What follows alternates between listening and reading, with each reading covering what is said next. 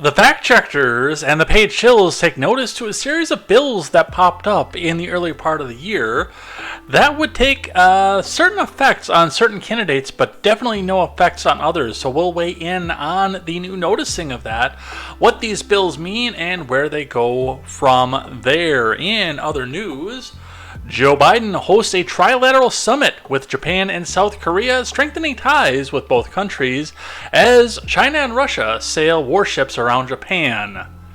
Because we have a serious president, I promise. But we'll go over some of that and where that goes and what's happening there. X is in the controversy seat again as Elon Musk's social media platform weighs in on taking the block button out, and I will talk a bit about my thoughts on that and where we go with that. And Donald Trump decides to snub the GOP debate in favor of a Tucker Carlson interview that's happening at the same time. It is going to be all of this and more tonight on Contemporary. So we've got the bubble-headed bleach blonde who comes on at 5. She can tell you about a plane crash with a gleam in her eye. I am Jay Edgar, and this is Contemporary.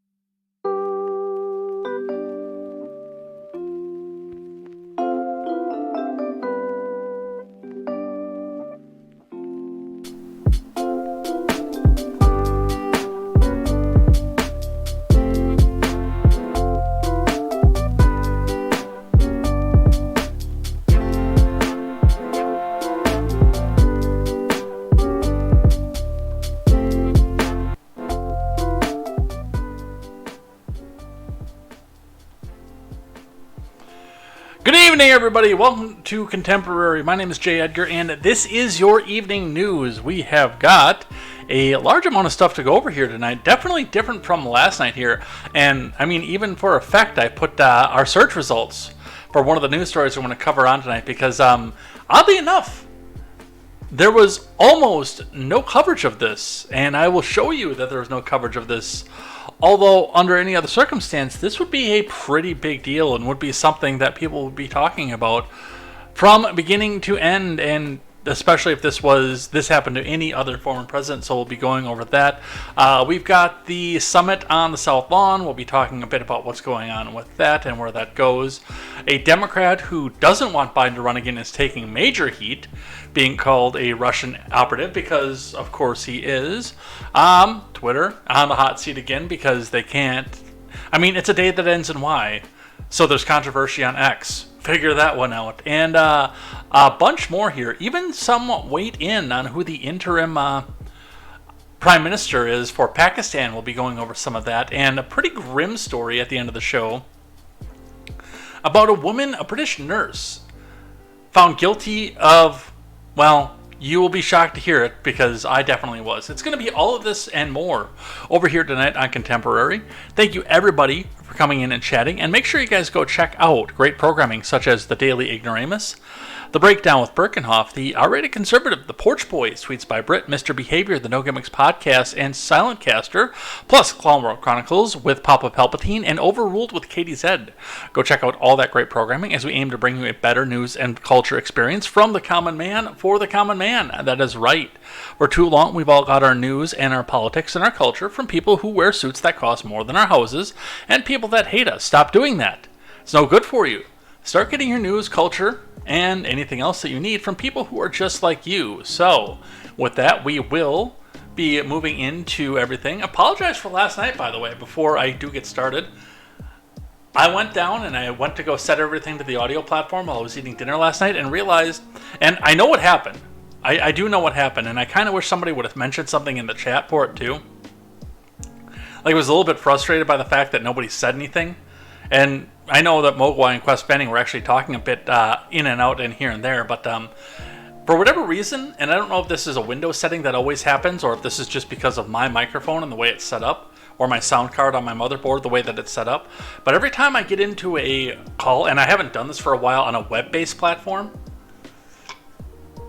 if I get into a phone call or a video call, and I did some work with KTZed on Wednesday night, it doesn't do it for Discord, and it doesn't do it for Zoom, for whatever reason, but it definitely does it with anything that's web-based. It'll actually take the input volume of my microphone down in the Windows setting. And I didn't see that. Like, I tried 25 different settings before I went back into the Windows setting. And I knew about this too. This has happened to me before. I just didn't know that that was the place that I was supposed to go look last night. So, like, my volume, and I listened back to a little bit on the audio platform, was just about on level with what the output was for the music volume. And I apologize for that. I am right now weighing whether or not I'm going to put last night's episode back up on the audio platform because of that. Partially because it's embarrassing the fact, and I've been doing this for 3 years. It is embarrassing the fact that that happened. But on the other avenue of that, there were a lot of people, and some people in my personal life too, who were actually waiting for my weight in on Rich Folks North of Richmond, which I did last night on things I like and things that I hate. So I don't know if I'm going to put that up or not.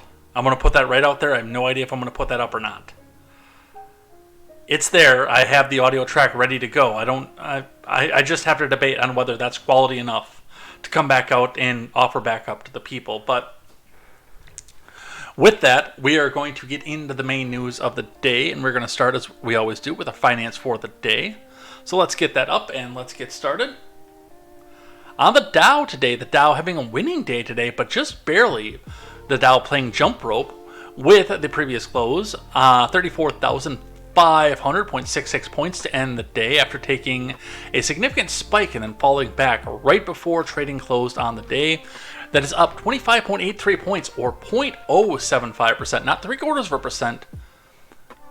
0.075 is the rise today. So that is what we were seeing coming back off of that. Looking in at your Bitcoin, that took another tumble today. The Bitcoin is moving especially if that's something you have in your portfolio, something you're interested in a very dangerous direction for someone like me who's bought the dip every time and wants to continue to go and buy the dip again. I mean, it's great news, but there are people that put a not insignificant amount of money. I mean, there are people who put a significant amount of money in while things were at their middle, but there are people who put a not insignificant amount of money either in the mid-range, in the 29,000s, in the 28,000s, etc., who are going to start to lose for this.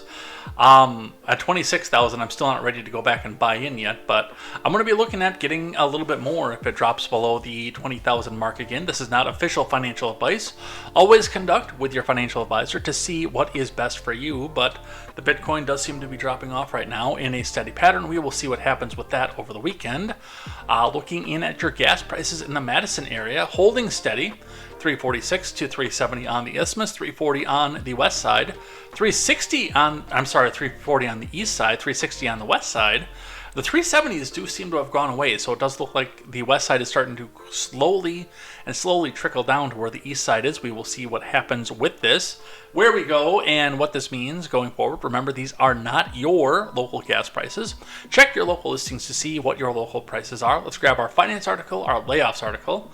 And I actually do have a couple more job market articles to talk about after the layoffs as well. But our finance report today comes from IBD. Let's get the live chat up. Gotta have live chat. I wasn't feeling so great when I went to bed at 8 p.m. Eastern time. That was 7 p.m. my time, and we were halfway through. And yeah, I was really quiet. I apologize for that again. That was not a professional broadcast from a person who's been doing this for 3 years. Stock market mixed as... Just kidding, we don't have a finance article tonight. Apparently this is a premium article. I have seen IBD do that before, but it's weird that they do this as a close article. Okay, well, let's just talk about our layoffs report then. Speaking of professional ways to do this, from the Daily News, your layoffs report today coming from CBS.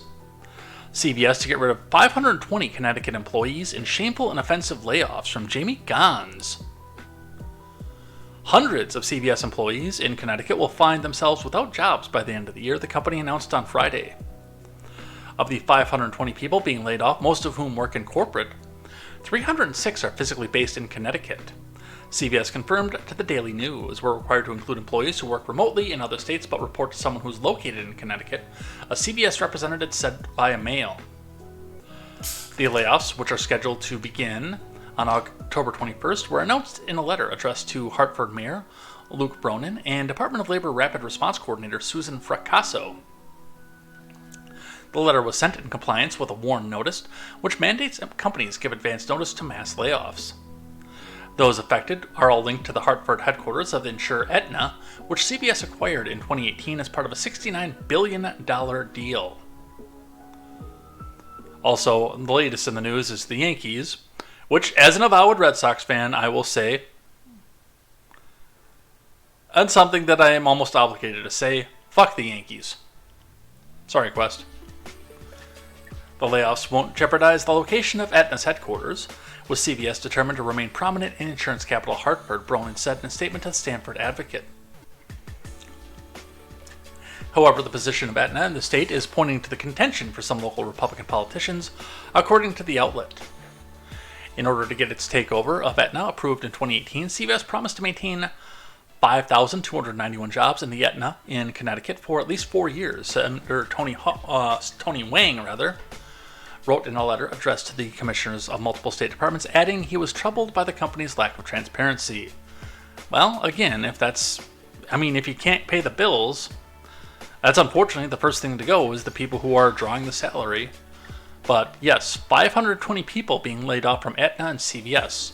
Does not look like it's going to be anybody in the stores and probably not the insurance agents. It does look like it's all going to be management. But that's actually an important thing to look at with what's happening with the layoffs from the New York Post. Workers making more than $100,000 laid off at an alarming rate as number of U.S. millionaires plummets from Ariel Zilber. We talked a little bit about this last night too.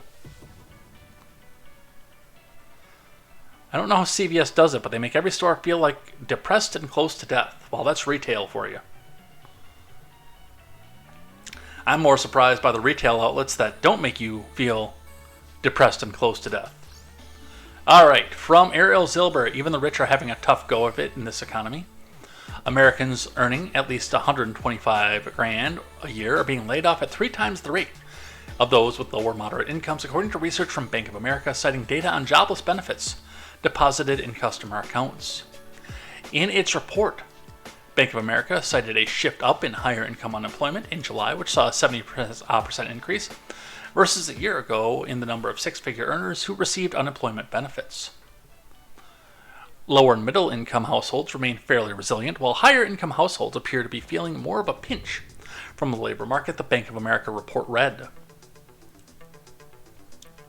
Sectors that offer higher paying jobs, such as tech and finance, have been beset by layoffs over the past few months. Meta, Amazon, Alphabet, and other Silicon Valley companies have laid off more than 227,000 people since the start of the year, according to layoffs.fyi. Meanwhile, Wall Street giants such as Goldman Sachs, Morgan Stanley, and Citigroup have let go of thousands of employees. With the market recovering from 2022, high earners have seen their 401ks bounce back in a big way, a far cry from a year ago. Yeah, but not enough to keep up with inflation, it seems. The number of American adults whose assets total $1 million fell by 1.8 million to 22.7 million at the end of last year, according to Global Wealth report put together by analysts at Credit Suisse and UBS. Last year, the U.S., which has the highest concentration of millionaires, 38% of the total worldwide, suffered the steepest decline in the number of those with at least 7 figures. With the Nasdaq down 33% and the S&P down 20% in 2022, this caused the major fall amongst millionaires who saw robust growth in prior years in their 401ks and IRAs. Ted Jenkins, the co-founder of the Atlanta-based exit planning consultancy firm Exit Stage Left Advisors, told The Post. The rough economic waters are taking their toll on many of the country's highest income earners. The ultra-wealthy also felt the pinch in 22. The richest 500 people on the planet lost a collective $1.4 trillion, according to figures from the Bloomberg Billionaires Index. Supply chain snarls, the Russian invasion of Ukraine, which had absolutely nothing to do with it, by the way. China's inability to shake free from the pinkpox outbreaks, honk honk, soaring levels of inflation, and the tanking stock markets conspire to put a dent in the net worth of the nation's wealthiest denizens. But, again, one of the other sides of this is, there was a lot of internal promotion in a lot of these companies, especially trying to keep people during the pandemic, because one of the things to keep in mind is the forgiveness of the PPP loans was based on the number of employees that you could retain in the midst of all this. So they did a lot of things to try to hold on to people. I mean, realistically, my old job, my personal boss, now corporate denied him, but my old job, my boss attempted to make a very significant pay raise for me. And right now I'm kind of glad that he didn't, not only because I feel a lot better about where I live right now, but on top of all of that, I also completely underestimated where I was going to be at when I told him this is what you need to do to hold on to me, because I had no idea the amount of overtime that I was going to wind up being offered. This did wind up being a major step in the right direction for me. Results not typical, though. And again, where you're starting to cut corners is when you've got 17 middle managers that all do pretty much the same job, just trying to spread themselves so you have X amount of employees per middle manager. I mean, these are the people, your people on the bottom. Even if they have to suffer and talk to more HR agents or fewer HR agents have to cover them, you've still got more people on the bottom making $30,000 to $50,000 a year. Whereas your big costs are coming with having a slew of these HR agents, these middle managers, etc. That's why, and we've been talking about this as we go. In a lot of these corporations, when Google or Meta or people lay off, they're not doing the engineers, even though the engineers are a high-paid part of their corporation. And they're not doing, of course, the CEOs. They're never going to get laid off. They're the people in the middle who don't do the direct engineering, who don't go through and make the end product that people are paying money or watching advertisements to see. They're axing a lot of the people in the middle who don't necessarily do the engineering, but who maintain the people on the bottom who are doing the engineering. So that is where that is coming from. And it's the same thing with retail, it's the same thing with factory work, it's the same thing with everything else. They're not getting rid of the moneymakers, they're getting rid of the non-productive people, and we'll see what this does. I do still anticipate, by the way, that there's going to be a major shift and hit in the housing market as more of these people lose their jobs. We will see what happens there. Speaking of people who are getting paid well, money-wise, $170,000 a year is a bit of an exaggeration. A UPS driver wants to set the record straight about the pay bump. Here are the numbers from Bethan Moorcraft. A TikToker who says he's a driver for UPS is seeking to set the record straight about the pay promised to employers after the Teamsters Union, which represents about 340,000 UPS workers, threatened a major strike. The shipping giant reached a deal with the union on July 25th that would increase the compensation of UPS Teamsters, including delivery drivers, during an earnings call. UPS CEO Carol Tomei said the average full-time driver will earn around $170,000 annually in pay and benefits by the end of the 5-year agreement. So they're not getting $170,000 cash. That is going to be the value of the health insurance and what the company covers in their health insurance is figured into there. That's important to pay attention to, because not a lot of us get that. That figure has triggered a lot of discussion on social media, with some questioning whether delivery drivers should be given such a high amount.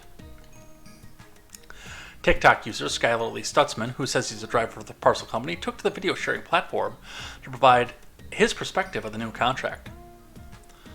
$170,000 a year is a bit of an exaggeration, he said in a clip posted August 11th, which has been viewed nearly 15 million times and attracted more than 25,000 comments. I'm going to do my best to be transparent about the wages we make. In his current contract, Stutzman claims to make $41.51 an hour, which is still a massive amount of cash under the new tentative labor deal, which will be ratified once voting ends. On August 22nd, he says his pay would increase to $44.26 an hour. He then multiplies the hourly rate by 2,080 hours, 40 hours a week, to reach an annual pay at about $92,000. Per contract terms shared by the Teamsters, full-time employees would see wage increases of $275 an hour in 2023, which mirrors Stutzman claims. Over the lengthened contract, the wage increases will total $750 an hour. The union says the deal would improve the average top rate of for delivery drivers to pay $49 an hour. At that rate, working 40 hours would pay just shy of $102,000 annually. But that's not including overtime. Stutzman pointed out it's also not the important part of what we're missing here. One of the other things that a lot of people don't take into consideration is our medical insurance and our pension.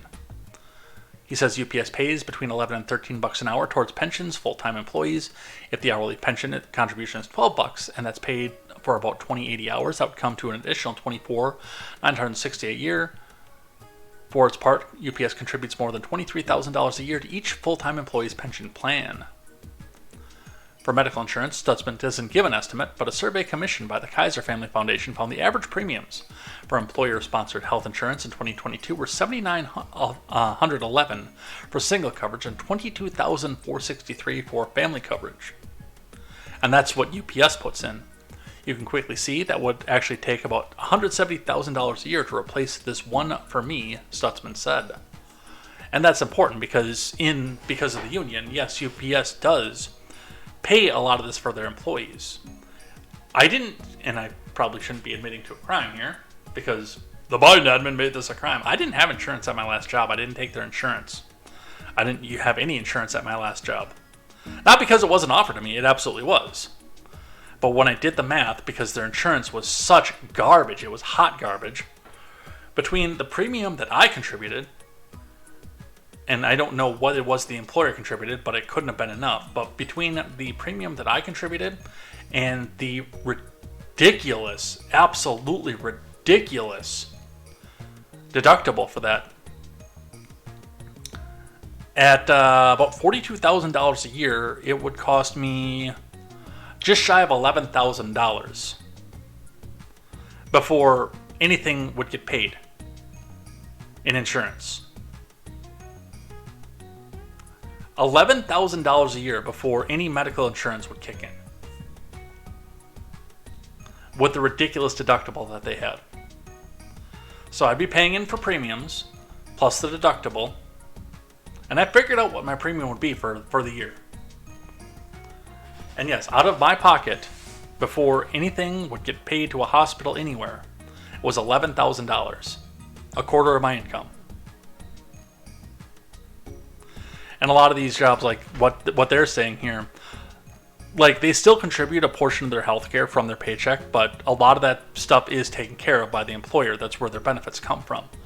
So again, they're not getting $170K cash, but they're definitely getting a large amount of money from, in addition to the cash that they're getting, and they are getting a good amount of cash as well. So that is your employment report for the day.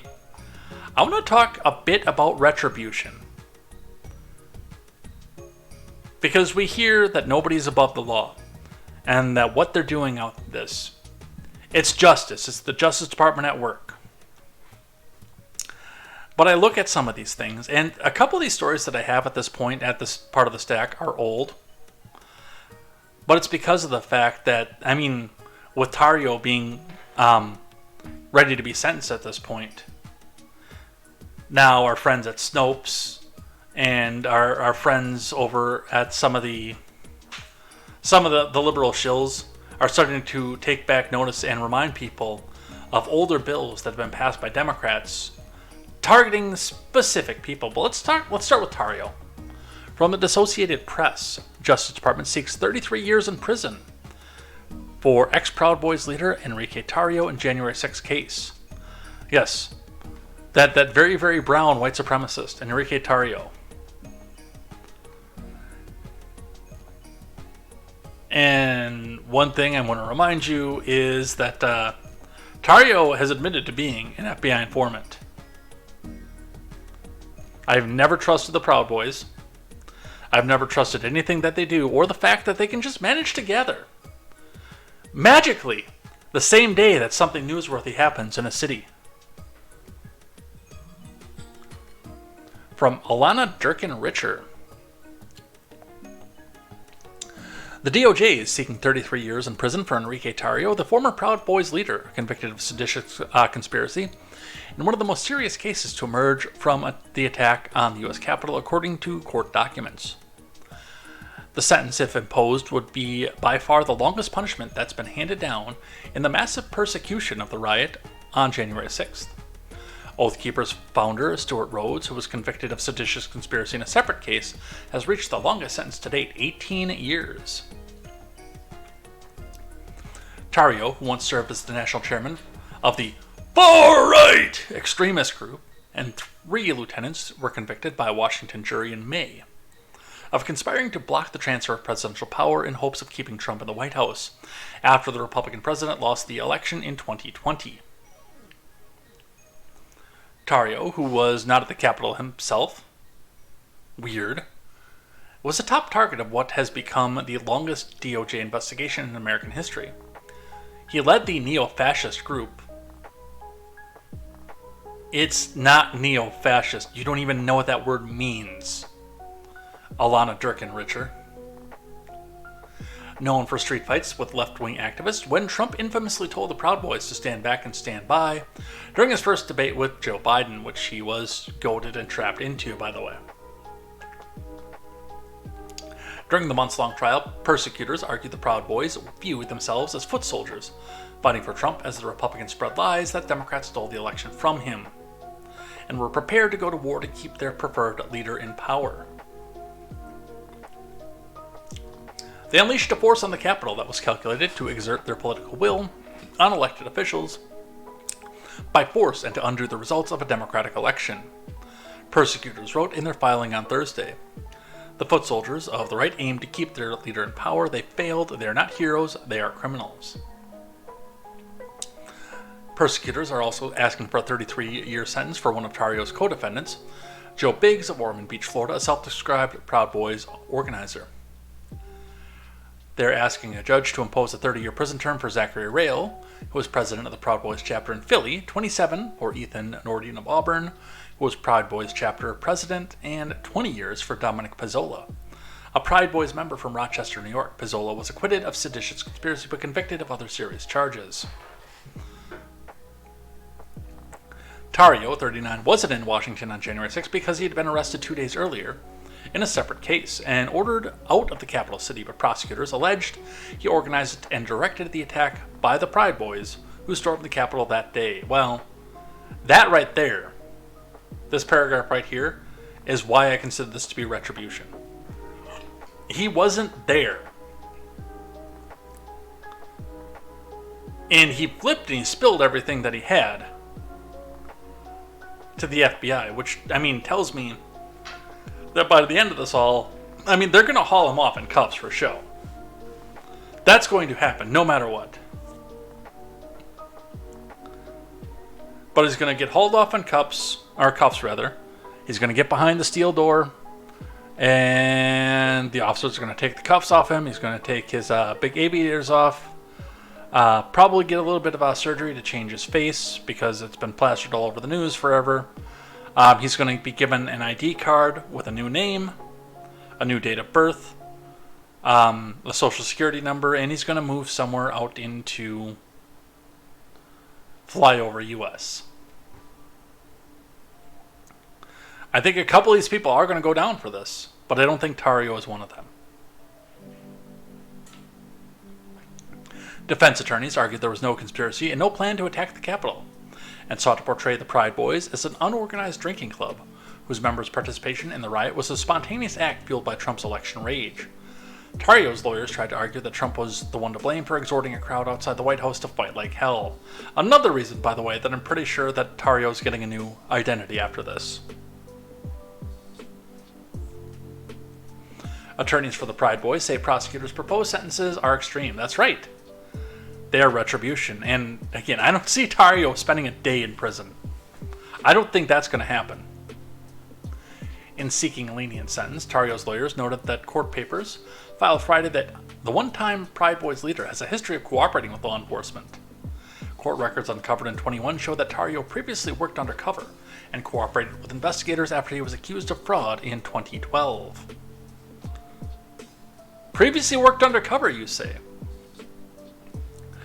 Tarrio's lawyers has said his mental health has suffered behind bars, where he has been since March 2022 arrest. They urged the judge to see another side of him, one that's benevolent, cooperative with law enforcement, useful in the community, hardworking, with a tight-knit family unit and community support. Noting the chaos on January 6th was fueled by Trump's false election claims, a lawyer for Biggs and Rail told the judge that believing the commander-in-chief and heeding his call should yield some measure of mitigation. Now, this actually sets up, by the way, an interesting point and counterpoint. Because Tarrio and Biggs are being convicted and sentenced for spontaneously, seditiously conspiring by themselves and trying to throw the Donald under the bus for being the ones inspiring him by his defense attorneys. Which means, of course, that if they go down, that would mean that they weren't necessarily directed by Donald Trump, which takes away a large portion of the case for January 6th in D.C.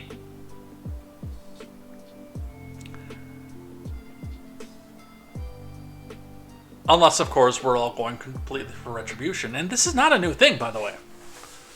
I mean, what did they do? They tried to push up to murder one, the Rittenhouse charges. They tried to push that up to murder one as retribution. Because he shot one of theirs, one of their protesters, one of their little foot soldiers. Chauvin got convicted for intentionally killing and unintentionally letting somebody die at the same time. Schrodinger's murder, we could call that one. And put up for almost 20 years himself. Because it's not. None of this is.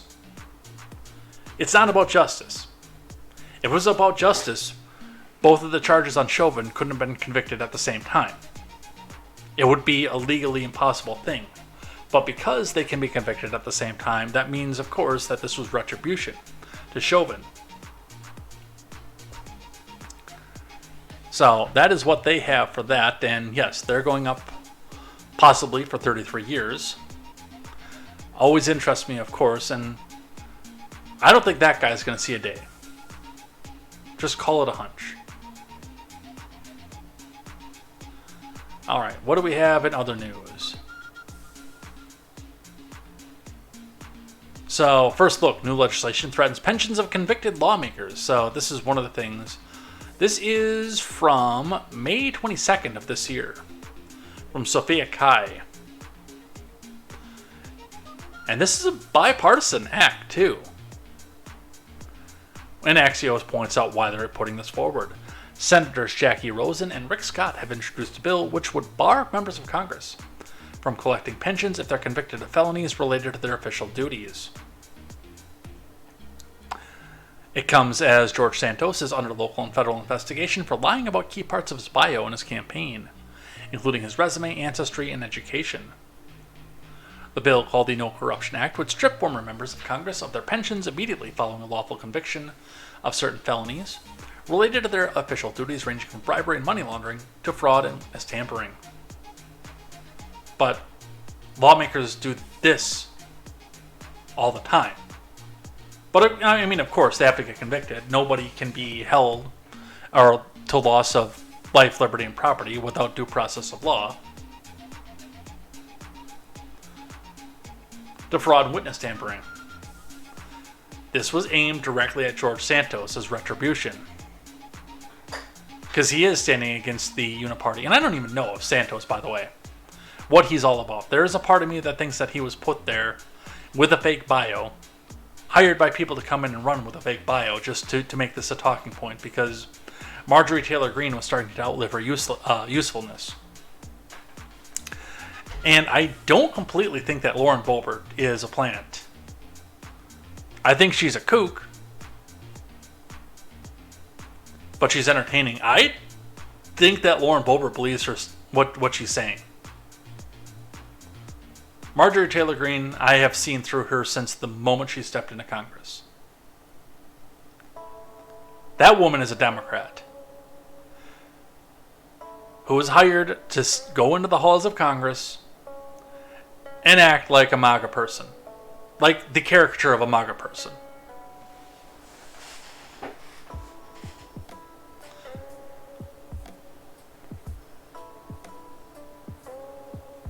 But surprise, surprise, they do something like this. Also, again, doing for wrong thing. This is from all the way back in 2021, by the way.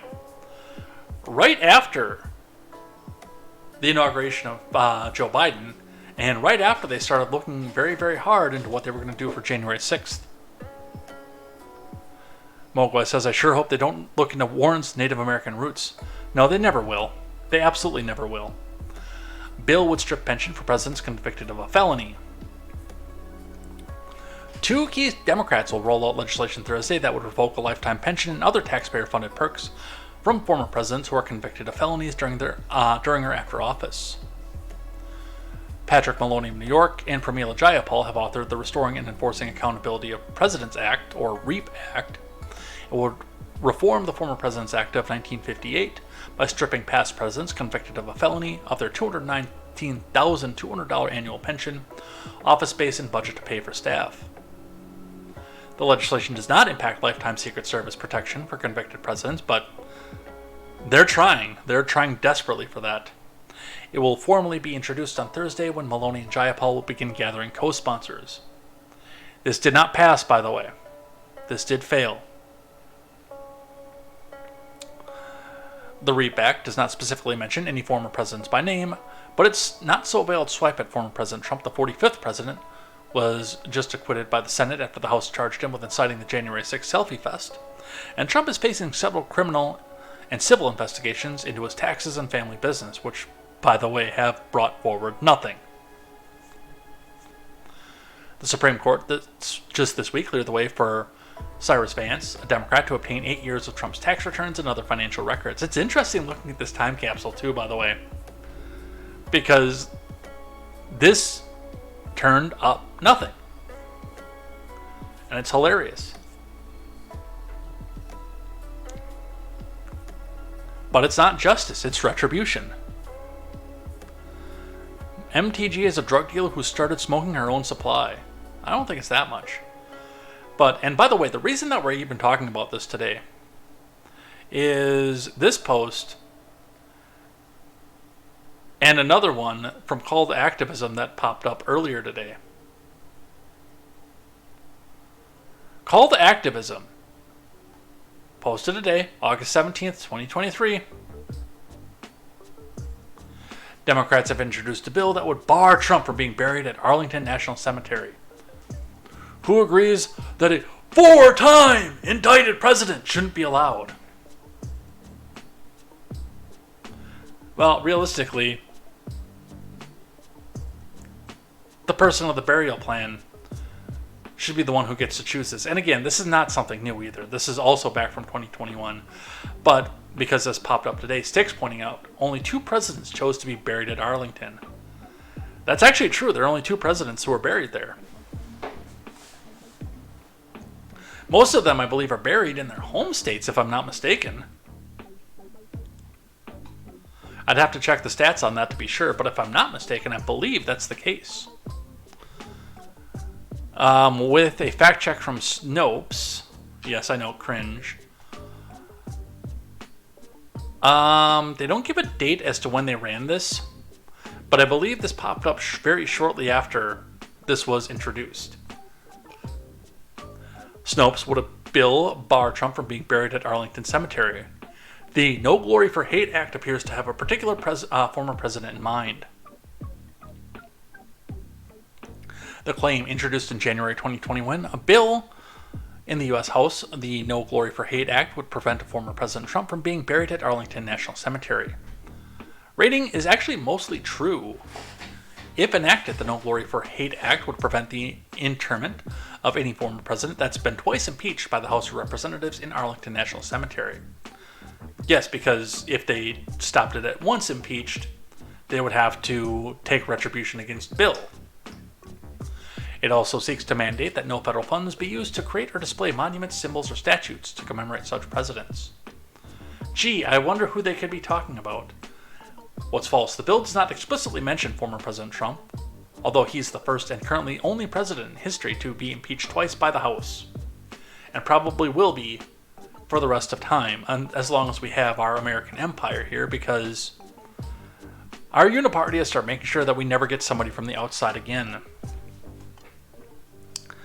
And the last one we're going to do on Retribution comes to us from the Daily Wire. Now, I put this with Retribution for a reason, and you'll see this in just a second, but let's read the details of what's going on here from Ryan Saavedra. Illinois woman charged for allegedly threatening to kill Trump and youngest son. An Illinois woman has been charged with allegedly threatening to kill former President Trump and his youngest son, Barron.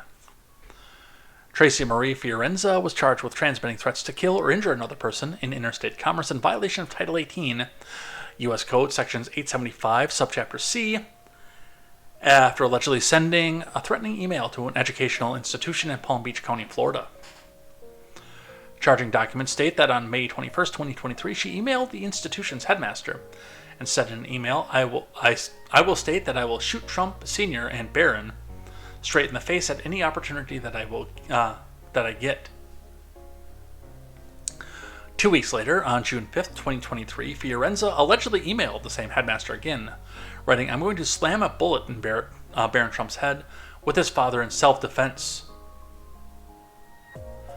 The Secret Service reached out to Fiorenza shortly after the second email and requested an interview with her at a location of her choosing, to which she said she was most comfortable being interviewed at the USS Chicago field office. On June 14th, 2023, Fiorenza consented to a voluntary audio and video interview where she was shown written copies of the emails referenced above, which included threatening language. Excerpts included in this document, and Fiorenza confirmed that she intentionally wrote and sent them by email from her residence in Plainfield, Illinois. The news comes as political tensions in the U.S. have surged in recent months, with the 2024 campaign season beginning to heat up, and as the former president has been charged with 91 felonies in 4 separate indictments. And they go on to review the whack job in Texas, who decided that she was going to go back and spill her big plans about Chutkan and Sheila Jackson Lee. Apparently, the one for Chutkan, and we didn't see this because we read this from Mainline article, had the N-word in it. Isn't that charming? But the reason, and I brought this up, and I put this as Retribution, is because I tried to find something from like NBC, ABC, CBS, Fox, maybe, about this. And this is the news tab, and you can see what I'm doing from Google. This is the news tab for this. MyStateline.com, a local outlet from Chicago, WTVO, submitting there. The Daily Wire, the article we just read, and an article talking about the nutjob from Texas with Tanya Chutkan. It's weird. Nobody's covering this one. I mean, if somebody tried to do this to Barack, God help that person.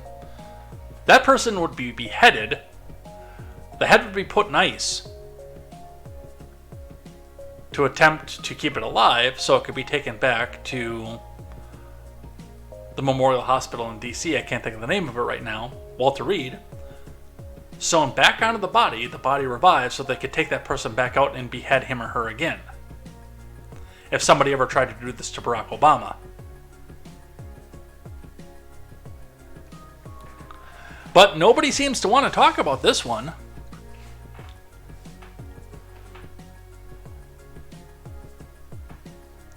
Mowa says the black cat that Neo sees showing the glitch in the Matrix is doing backflips and barrel rolls right now.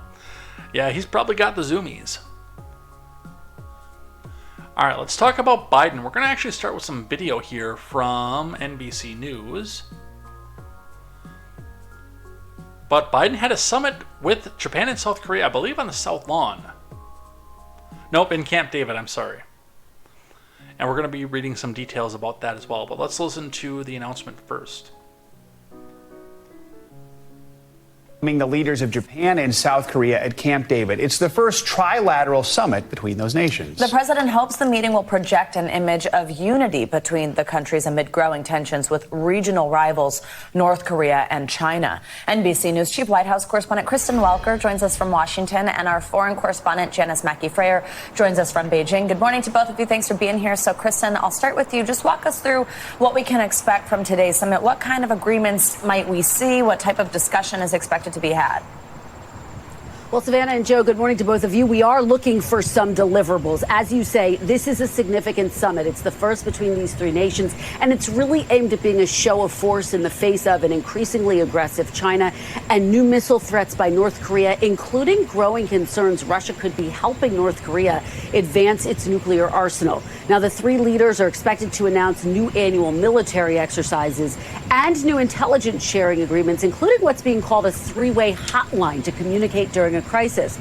It's also the first time President Biden is hosting foreign leaders at Camp David, a hugely significant venue. Of course, it's the site of critical diplomatic negotiations in the past, you guys. So, Janice, we know Japan and South Korea have a historically bumpy relationship. Help us understand why that is, and then what are some of the steps both countries have taken recently to try and mend those relations? Very uneasy history. Relations between Seoul and Tokyo have been shaped by decades of resentment and mistrust that go back to Japan's occupation of the Korean Peninsula. Now, there have been steps made towards reconciliation, much of it credited to South Korea's President Yoon Suk-yeol, who was elected last year. He met in March with Japan's Prime Minister Fumio Kishida. That's the first meeting of its kind in 12 years. They're hashing out a deal to settle claims of forced labor. The issue that both men are facing is that there's not widespread support in their countries for all of these reconciliation efforts. So a big challenge facing them, their own domestic political environments, which is also a factor for President Biden. Kristen, how big of a deal is this? How much of a coup is this for the Biden administration to actually get these two countries together under the same roof, given their bitter history? What does it ultimately mean for the White House, for the Biden administration? Well, from a foreign policy perspective, this is hugely significant for all of the reasons that Janice laid out. The fact that there are these long-standing tensions between Japan and South Korea. The venue really, I think, speaks to this. One senior administration official telling us yesterday, Camp David was chosen quite carefully. I think there's a recognition that venue is reserved for only the most important and significant such meetings. This administration official citing, of course, summits that were held there at the end of the Second World War, the Camp David peace accords under former President Bill Clinton. So the venue is of huge significance, and of course there is a lot on the docket today. This is a region that the Biden administration is increasingly engaged with, making this pivot toward Asia again as they are dealing with a rising China and new aggressions by North Korea. And of course, where Biden is not going to do anything in this region when it comes to China, but we'll be talking about that. Well, let's look at some of the things that happened here. So, from CBS, Biden strengthens his ties with Japan and South Korea at Camp David summit, with no author given. Biden announced Friday a trilateral agreement with leaders of Japan and South Korea to deepen their security and economic commitments following a historic summit at the Camp David presidential retreat. Mr. Biden held the summit with Fumio Kishida and Yoon Suk-yeol, the Prime Minister and President of Japan and South Korea, respectively, to focus on regional security cooperation and concerns, especially managing North Korean belligerence and countering China. Yeah, but you remember those weird 3 years where there was no North Korea belligerence? Man, that was something, and we didn't have to have meetings like that.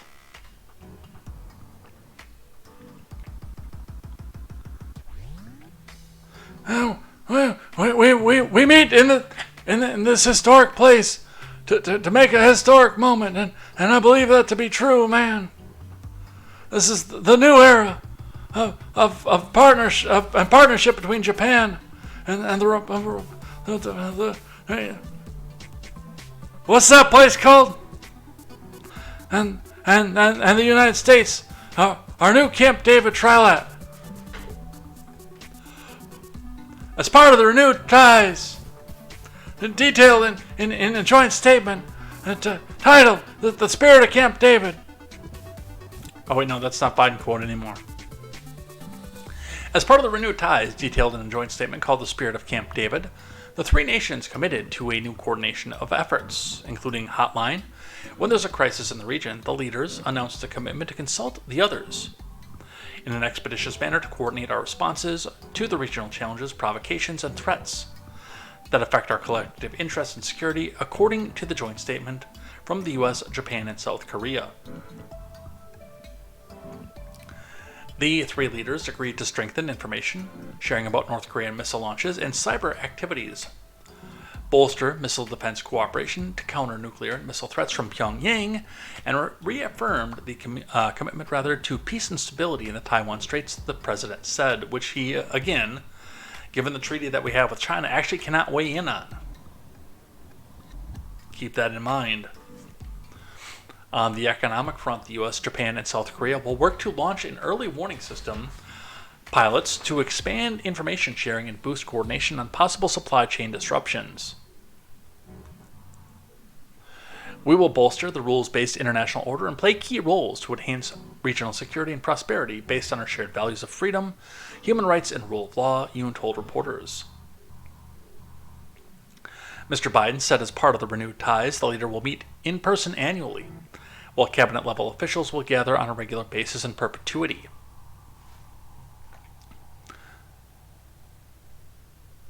Our world stands at an inflection point, a point where we're called to lead in new ways and work together to stand together, and today I'm proud to say our nations are answering that call, the president said.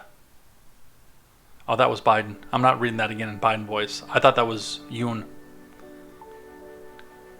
Before the details of the event, details of the deal. What, did Kamala Harris write that? Before the detailing the details and the deal.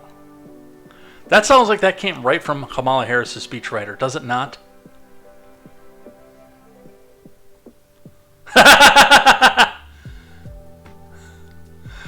Mogwai says JFK got a BJ there. It's not that important of a venue. Nice.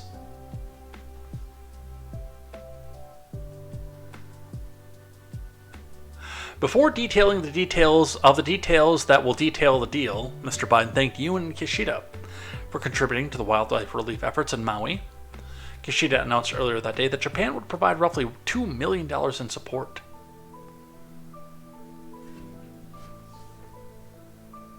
You know, those $2 million would buy an awful lot of military armaments and ammunition for your own security force against North Korea. I'm just saying.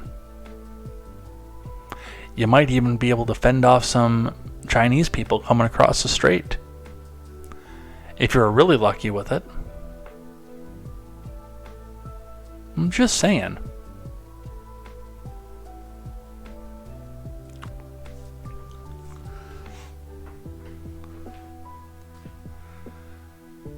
I offer my heartfelt prayer for the earliest possible recovery of the impacted areas, he said. Jake Sullivan, who briefed reporters at Camp David on Friday morning, said the summit marked a new era of cooperation among the three to stitch together our systems across a range of interests for years to come, in spite of the fact that we have been allied with both countries since 1960.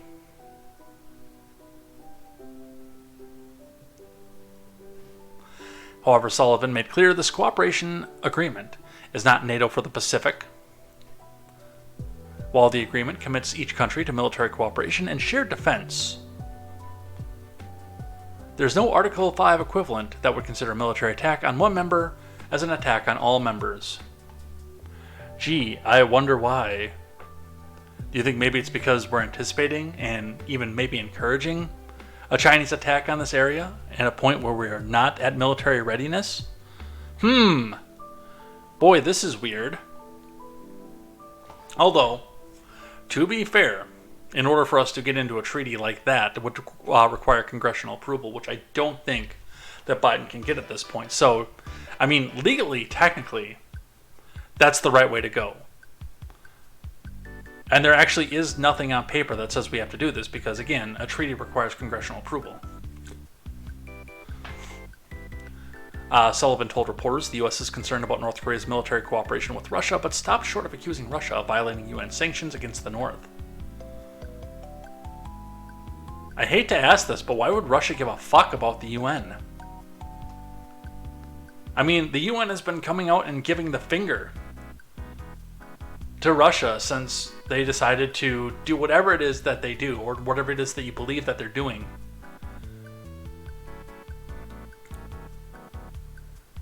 In the Ukraine.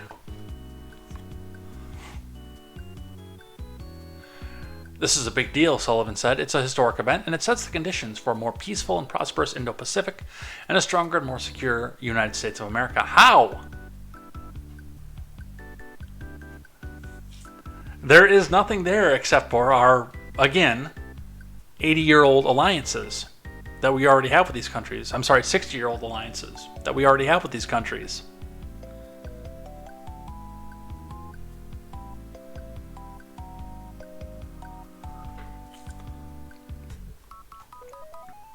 This is the first time Mr. Biden has ever invited a foreign leader to Camp David. He met one-on-one with each leader during the joint press conference late Friday, highlighted the location chosen to broker the trilateral deal.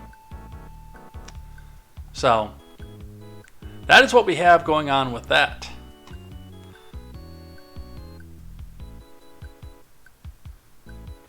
But Biden also, at the summit, had this to say, which I found interesting. A little short clip of Biden. Let's have a listen. America First policy, walking away from the rest of the world, has made us weaker, not stronger. America First policy, walking away from the rest of the world, has made us weaker, not stronger. America First policy, walking away from the rest of the world, has made us weaker, not stronger. Now, I will get on the post-millennium for this. They're clipping this and taking this out of context and presenting this out of context. There is a full context to the rest of the speech, and yes, this is the exact same thing that led us to the Very Fine People hoax. With that being said,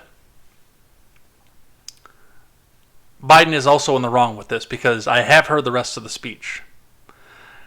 And even with what he said in this 6-second clip, it still brings us out into the position and the point of we will put ourselves last in order to make sure that we have our allies and our alliances. Now, one of the things that I'll point out, and this comes from a guy who grew up in the Midwest, who considers Wisconsin to be the Tennessee of the North, a Tennessee with a winner.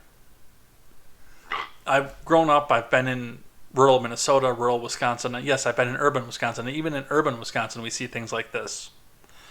But you always hear about the person, your neighbor, your friend, who's the nicest person in the world that'll give you the shirt off their back to make sure that you have your own. And I know people like that.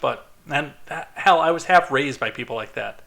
I consider my best friend's family a part of my own family. And they would do the exact same thing. Like, they would give you anything that you needed at a moment's notice. But one thing that I know, and I know a lot of people like this, there are people that consider me to be like this. So I will weigh in on myself too. These people will not put themselves out into a position where they themselves might land in poverty themselves in order to get there. They do have their own assets protected when they're in a situation like this, because they are still their household first. No matter what they would do for their neighbors, they're still making sure that their households are maintained. What Biden is saying, what he actually said in the full speech, and what he even said here, is the opposite of that. We are putting ourselves in a position, or at least offering to, because this isn't, of course, a NATO country or a new NATO, but we're putting ourselves in a position like he won't come back out and say America First because it's tainted by the Trump administration. And I understand where he's trying to say with the America First thing. He's trying to tie that to the perception of Marjorie Taylor Greene and Lauren Boebert and Donald Trump himself.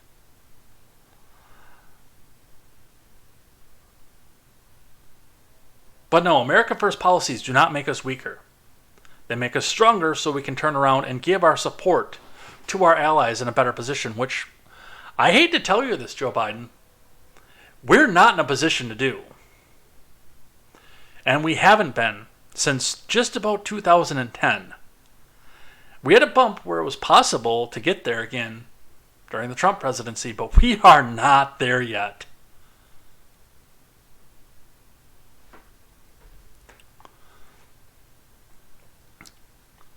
But what do our friends, or our enemies really in this area, do in the midst of all this? From CNN, Russia and Chinese warships sail close to Japan Islands on eve of Biden's trilateral summit because, well, they consider our president a joke, and I mean, who can blame them at this point? From Amiko Jozuka and Jesse Jung. Japan expressed grave concern after Chinese and Russian warships sailed close to its southern islands on Thursday, just a day before its leader expected to discuss rising tensions in the Indo-Pacific at a summit with counterparts from South Korea in the U.S. 6 Chinese ships, among them missile destroyers, and 5 Russian vessels, some of them destroyers, sailed between Okinawa and Miyako before moving towards the East China Sea on Thursday, according to Japan's defense ministry.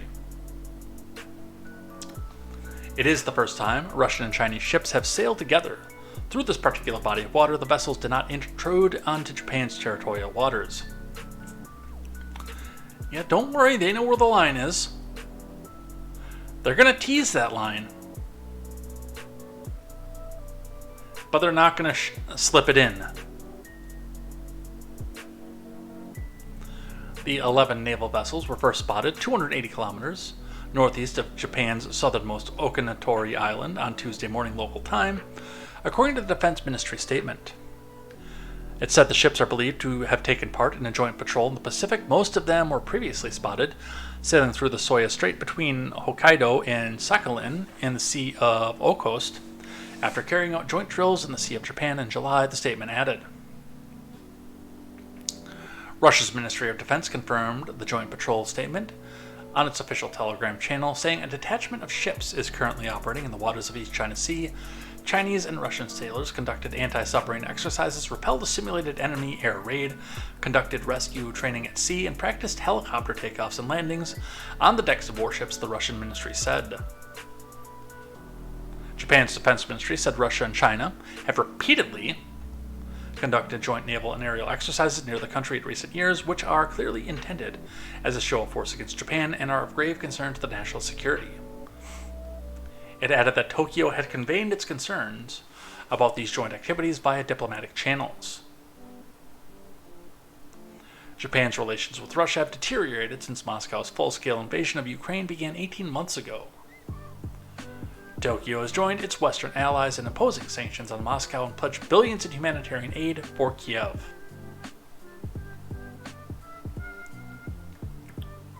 China, meanwhile, has strengthened political and economic ties with Russia despite maintaining it remains a neutral party to the conflict and a proponent of peace. Much, by the way, to the chagrin of my good friend Seawall728.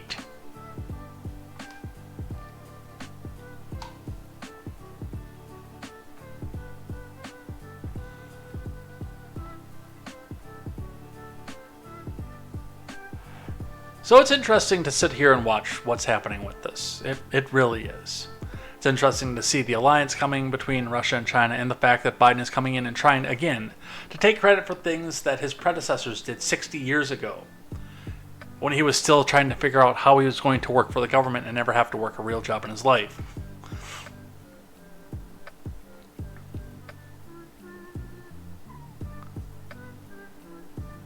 We will see what happens with this and where this goes. But for the most part, this was, it was a display. It was nothing else. One of the funny things, by the way, given the fact that Biden's proposed to be America last and we need to do this for our allies and give everything we can to our allies and, pay money out and defense aid and contract and everything else. One of the things that keeps getting brought up is that we're respected on the foreign stage again. That everybody loves us now, and everybody hated us under Trump, and we had no respect on the world stage under Trump, which is funny because I was the understanding that we stopped having to give a fuck about what the world stage saw of us in 1776. But that having been said, one of the interesting parts of this, and I mean you really see it with Biden coming out and saying America first makes us weaker at a summit talking to two foreign leaders, is that I don't know if it's necessarily that we are respected on the world stage as much as people like us right now because they can bend our president over and do whatever they want with him.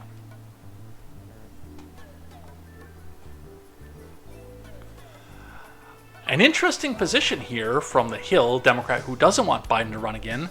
We're at grave risk of another Trump presidency. From Sarah Fortinsky.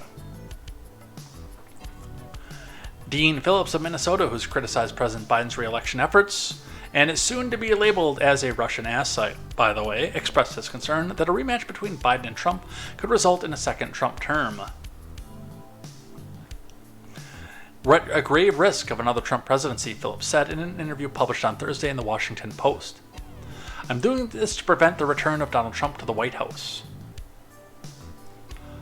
Phillips has grown increasingly vocal in his opposition to Biden's efforts to seek another term in office, much to the chagrin of many of his Democratic colleagues. While Phillips praises Biden's legislative achievements, calling them historic in nature, to the Post he has said he thinks it is in Biden's and the Democrat Party's best interest for the president to step aside.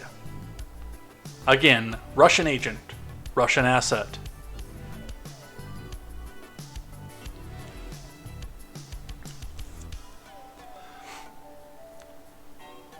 Phillips' criticism has centered largely on Biden's age, 80. God forbid the president has a health episode or something that happens in the middle of the primary, he told the Post. The White House has pushed back on some of this criticism, pointing to Biden's physician's extensive health report, showing that the president is fit for duty. Honk honk. What is the point of this? We're doing news, MW Pop. We're reading the news together. You can comment if you want. We would be best served by selecting the person most likely to win, which may or may not be the person next in line, Phillips added. He would not say who he thinks should run, but he floated the possible other viable candidates, including Gretchen Whitmer, who cannot win, who is on Biden's re-election advisory board and supports his re-election campaign. Phillips has toyed with the possibility of his own candidacy, but has said he has not made a decision yet. So he is a Russian agent, apparently. I want to talk a bit about optics with this happening here. Now, Joe Biden has been saying since he first came into the office that he is absolutely 100% fit for office. He is 100% seeking a second term, and he has been saying that since January 22nd of 2021. His third day in office, he came out and said that he was 100% all in on seeking re-election. Which is fine, because he needs to. He can't sit in a position and say, "Hey man, I'm only gonna serve one term, man. It's the kind of thing that, you know, maybe it's too much for me at my age, man. Well, one of the younger people should come up and do that." You think the world stage walks all over this dude now? If they perceive the weakness that he can't go out and finish his first term and even going for a second term, which they already do, but if they perceive the weakness and he comes out and outrightly says it, that's like an open invitation to screw with us. I mean, we're leaderless. We don't have a leader. We have somebody who doesn't believe that he can go and win, which was a concern that I pointed out at the beginning of the campaign, all the way back in 2019, when they first started floating him as a possibility. Although this was before we really saw the extent of the Alzheimer's. This was back when we just thought it was the bromance and gaffmaster and stupid crap that he did during the Obama administration as vice president. But now we're sitting here with somebody who has fallen up the stairs numerous times,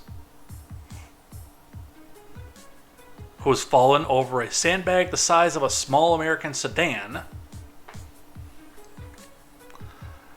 who can't finish his sentences, who shakes hands with invisible people, but again, regardless of everything else that's there, and yes, to the chagrin of people like Dean Phillips, they still have to project the strength on the world stage. They have to. They don't have a choice. Because they are on the world stage and everybody is watching in, including our enemies.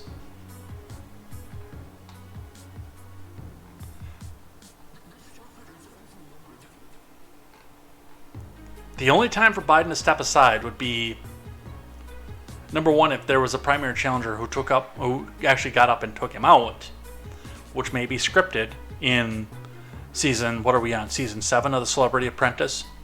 Season 8, I think we're on. Season 8 of The Celebrity Apprentice. I'm sorry, the Federal Apprentice, not Celebrity Apprentice. So to have somebody actually come up and take him out in the primary, or for him to, very shortly after the nomination, or as people started to get in and saying, hey man, it's time for the younger generation to come in and do it, man. I'm just too old. In the midst of political season, because doing it right now is an invitation for a proxy war involving our troops, and possibly an ally this time, not just somebody who's out there in the remote that MSNBC has convinced all of its brain-dead listeners is an ally. So no, Phillips, Biden can't step aside. He's too deep into it right now. The only way out of it is for him to die. And then the first female president in our nation can't even get elected. Figure that one out. Had to get appointed instead by a rich old white man, ironically enough. What do you think that would do for optics?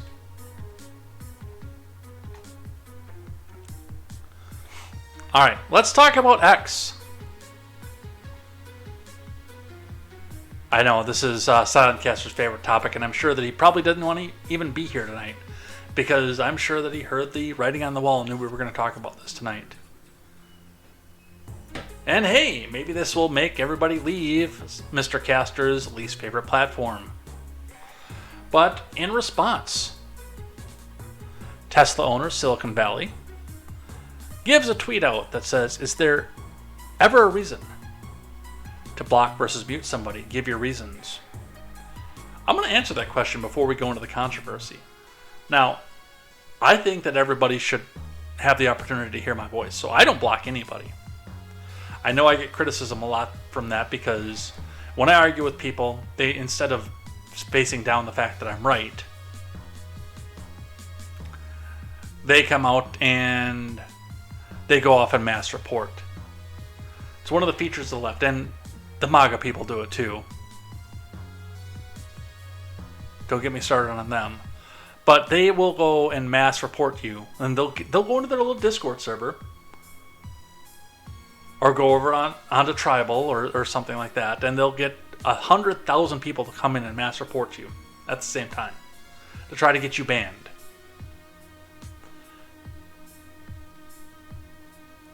I do have people muted. It's usually if somebody tries to spam responses because, again, usually you won the argument or they don't want to have the argument anymore. I had one guy, and this dude's probably still out there yelling into the wind. This was like 3 years ago.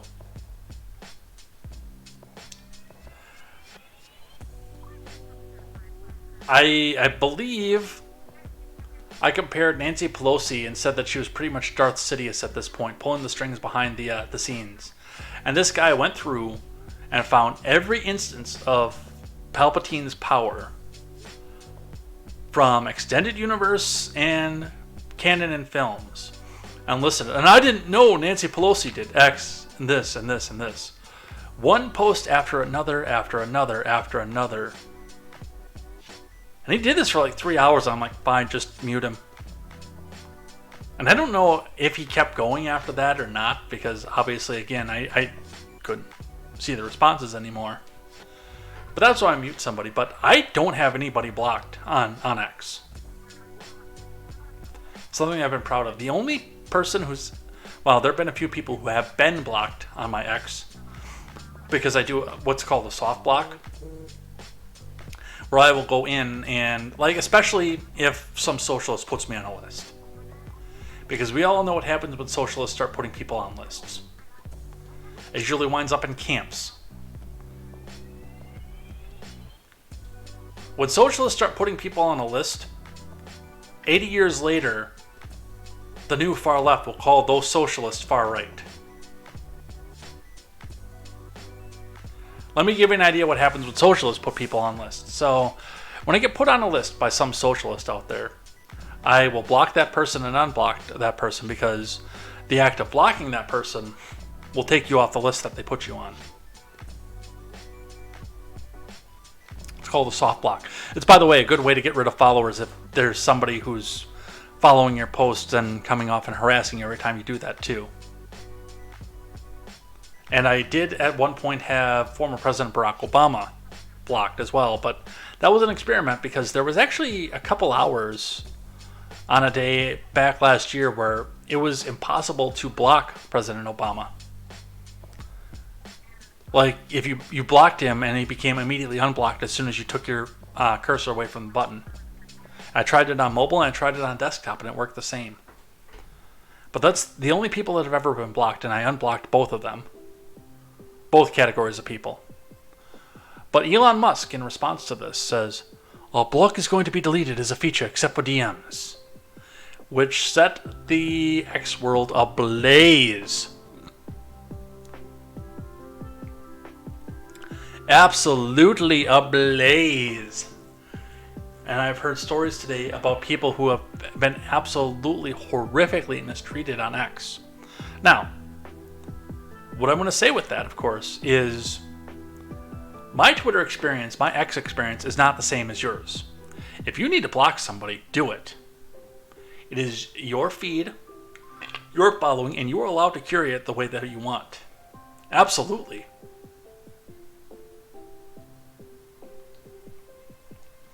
If somebody's coming out and threatening to kill your family, has doxed you, has shown pictures of your family, number one, call the police. And number two, yes, abso-fucking-lutely block that person. Before we get into the articles discussing what the leftoids want you to think about this, I know why he's doing this. Now, Elon Musk got hit by his own community notes, which is hilarious, by the way. Readers added context they thought people might want to know. If the ability to block users was to be removed, X would be in violation of the policies of both the App Store as well as the Google Play Store. Potentially, this could lead to X being removed from these platforms, which has been threatened since Elon took over. But that would actually give them a reason to do so. And then any phone that still has the X app on it would suddenly be worth millions, if not billions of dollars. There are no such policies for the web app, however, so they could theoretically get away with this and do it. And again, you should curate your X experience the way that's best for you. I take pride in the fact that I have nobody blocked. But I know that's not a good way for everybody else to conduct business. I know full well that's not the best way for everyone else to conduct business. But there's a reason that Elon is doing this. There are a couple reasons to it, actually. One of the big reasons that Musk is doing this is for solvency, and it's a cash grab, and it goes two different ways. One of them is because the feature was being used for advertisers when Musk first took over the platform, as the leftoids got together in their Discord servers and their Reddit threads to try to take Elon down.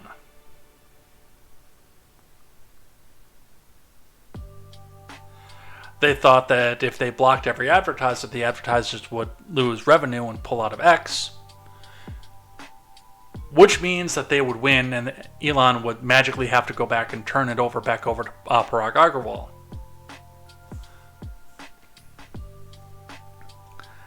That didn't work out for them well, by the way. But taking away the block feature would unblock all those advertisers. Meaning, yes, they could get force-fed into your feeds, rather. But the other one, and this is the big one here, and I know this happens both directions politically. is that a lot of you people, and again, I don't, as much as it muddles up my feed and I hate the fact that they're there, the leftoid shills, the paid leftoid shills, and I'm talking about like Sisson, Krappenstein's, that little "I'm the youngest delegate ever" Victor Shi, Jojo from Joyce, Jersey, my wife's son Reliant, and people like that who are just constantly spammed in my feed. And I mean, it's useful for me because not only because they put out the news stories before everybody else because they comment on them, especially if they have to do with public policy.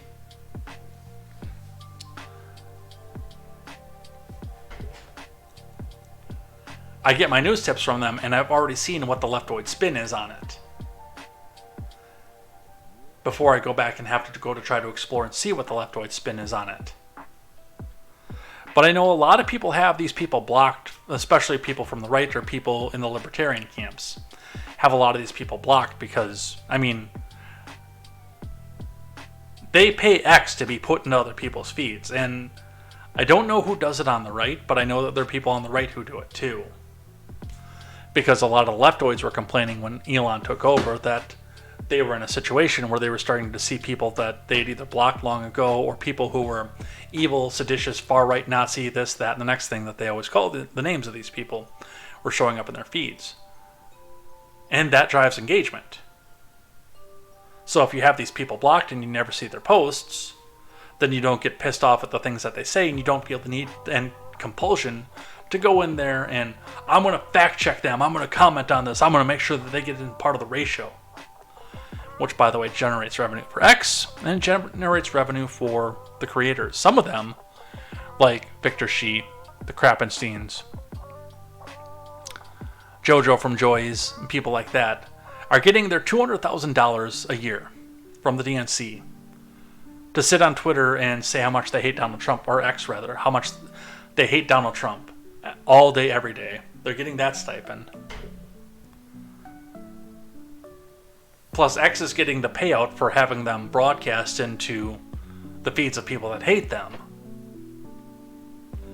And then when the people go back out and fight them and try to debate with them or try to point out how terrible they are or even make fun of how stupid they are, unless you have an ad blocker on, they're usually 3 to 5 to 7 to sometimes as many as 15 ads that you see in the course of your argument, generating revenue above and beyond the $200,000 that they get. Some of these people are making like 50 to 80 grand a month just on their Twitter impressions. And I've stopped commenting, no matter how stupid Brian Krassenstein is, by the way, no matter how unbelievably uninformed Brian Krassenstein is in his propaganda, I will not comment on a single post.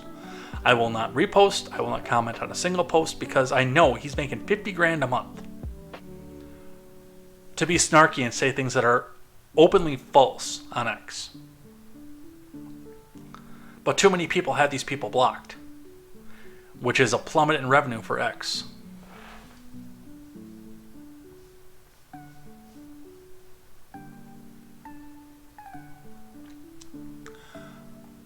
Alright, let's see what the spin is going to be on this. Sorry for that long rant on that.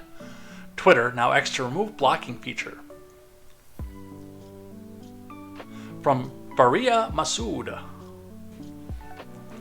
The blocking feature will be removed for users of X, formerly Twitter, Elon Musk has announced, claiming the feature makes no sense. The X boss said users will still be able to block people from directly messaging them, however, which may actually be a workaround for the Play Store. I'd actually have to, and I probably will look into this afterwards, but I know that they put the links on for both Apple and Google. So I'd be interested to see if the DM feature would still be a workaround for that. But many people on social media say it will make it hard for people to remove abusive posts from their timeline. It's the latest in a series of changes Mr. Musk has made since taking over the site in a $44 billion deal last year. Currently, when users block an account, it stops the account's posts from appearing in the blocker's timeline and vice versa. It also gives me a chance to put a trophy up on my wall of, hey, I got another person I got into a fight with that blocked me.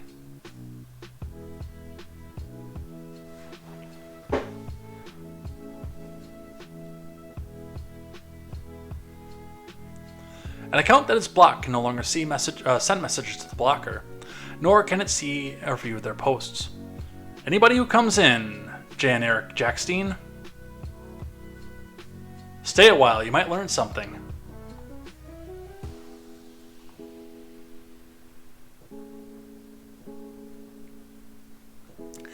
Former Twitter founder Jack Dorsey seemed to agree with Mr. Musk's decision, posting 100% mute only.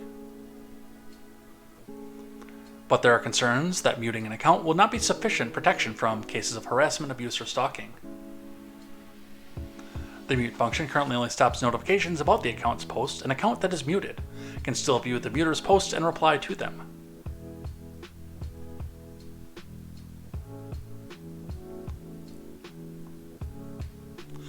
One user called Mr. Musk's decision a huge mistake, saying there are toxic people on the platform whom users simply do not want to interact with in any way. Removing a blocking feature could potentially violate the terms and conditions of Apple's App Store and Google Play. Both stores have conditions saying the social media apps should allow users facilities to filter harassment or bullying. It could mean that X is no longer downloadable from those stores. Got this in my recommended. What are the general topics here? News, just basically news of the day. Typically on a political and policy standpoint.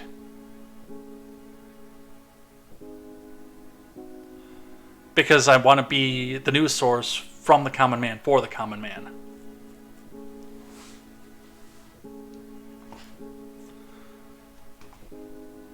If the policy goes ahead, it's not clear if all those accounts which are blocked will automatically become unblocked.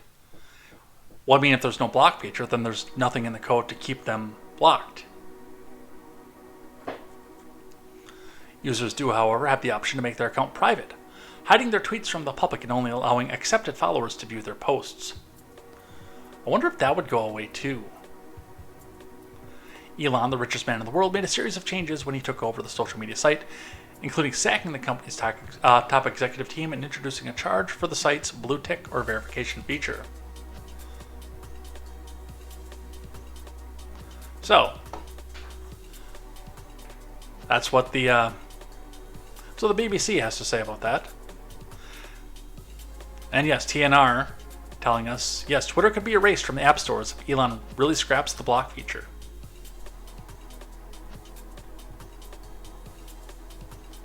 Get rid of that. Elon on Friday declared he wants to remove the block feature on X. The big problem, Musk's desire to limit this block feature could also cause X to spot on various app stores. And again, like I said at the top of the topic, that is going to make... You remember Flappy Bird? And this was for a game, by the way. Because Flappy Bird was causing so many problems with so many phones, and I don't remember if it actually was a virus or if it was just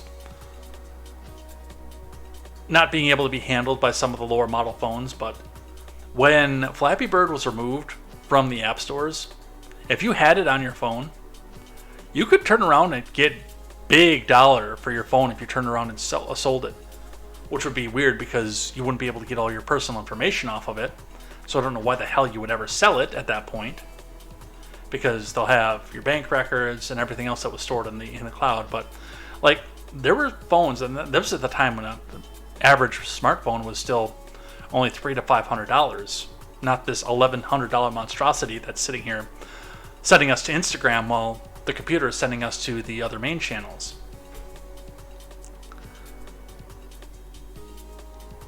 There were people that were paying $2,000 or $3,000 for phones because they had Flappy Bird on there and you couldn't get it anymore. Now you've got something as addictive and toxic as Twitter, or X as they call it now. And I mean, the volume of phones out there is going to be up there because a lot of us have it on our phones. But if it can no longer be downloaded by the Play Store, I mean, the value of the things that already has it goes up.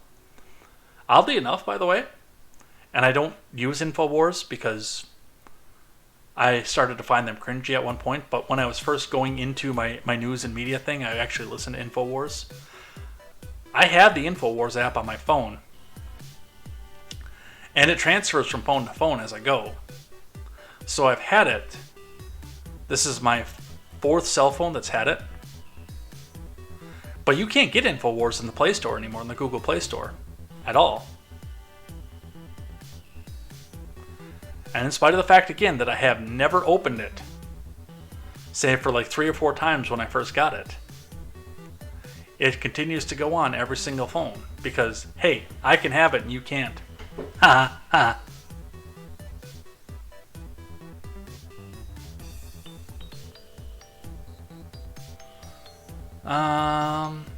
News source by the common man, for the common man or woman. Sometimes we go over the Ferengi rules of acquisition. That's Tuesdays. We do that. The dev removed it himself because he got sick of the fame. Also, you could just install the APK manually. Yes, you can do that, by the way. That is correct. I just learned how to do that like 3 weeks ago. It's an interesting process. I've never done it before. But I mean, especially in that time too, a lot of people were not technically savvy enough to do that. That has changed and it's become easier to do. But at the time, yeah, there wasn't the tech savvy to be able to do something like that.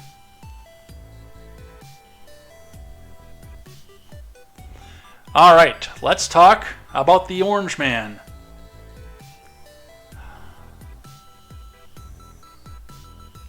Is there any liquor around here? No, it's all the way over there. All right, Orange Man. From the Hill, a GOP state lawmaker calls for special session in Georgia to probe Fani Willis, from Nick Robertson. A Republican state senator calling for a special session of the Georgia legislature to investigate Fulton County District Attorney Fani Willis, who charged former President Trump and others this week with attempting to overturn the 2020 election in the state. State Senator Colton Moore, who represents the northwest corner of Georgia, said Willis's political persecution of Trump and her conduct following the indictment merits a thorough investigation. Yeah, it actually does. The legislature has this great check and balance when it comes to controlling the purse. Ultimately, from what I've seen, I think that she should be completely defunded of any state dollars.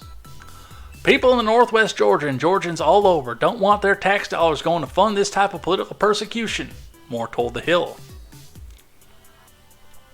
If it turns out that she's done some corrupt things, then absolutely impeach her. Moore is pressing for a probe into Willis's conduct due to poor conditions at the Fulton County Jail, as investigated by the American Civil Liberties Union and the drawn-out prosecution of rapper Young Thug.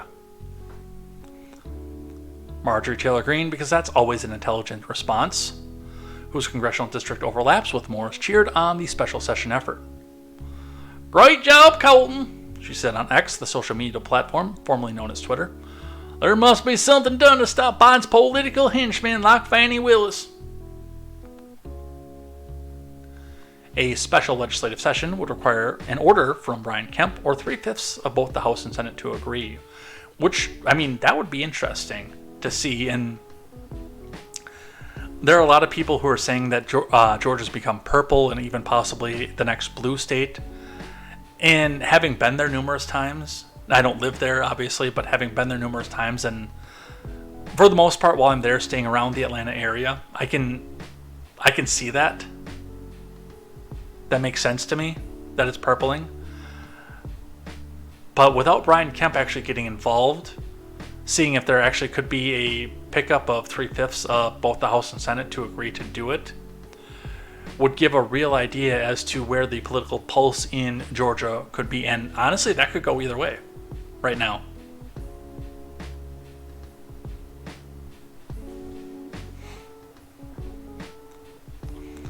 Moore told The Hill that while he expects support from his colleagues, he's not yet heard from members of the House and Senate who agreed on the merits of the efforts. He also encouraged Georgians to call on their state legislators to back the special session.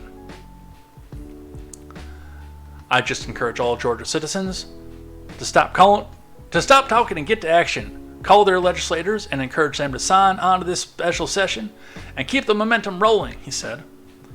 "Because conservative Georgians and all Georgians are very upset when you have political persecution going on." And like I said at the top of the show, I mean, a lot of this is retribution. Oh, he can't have his pension.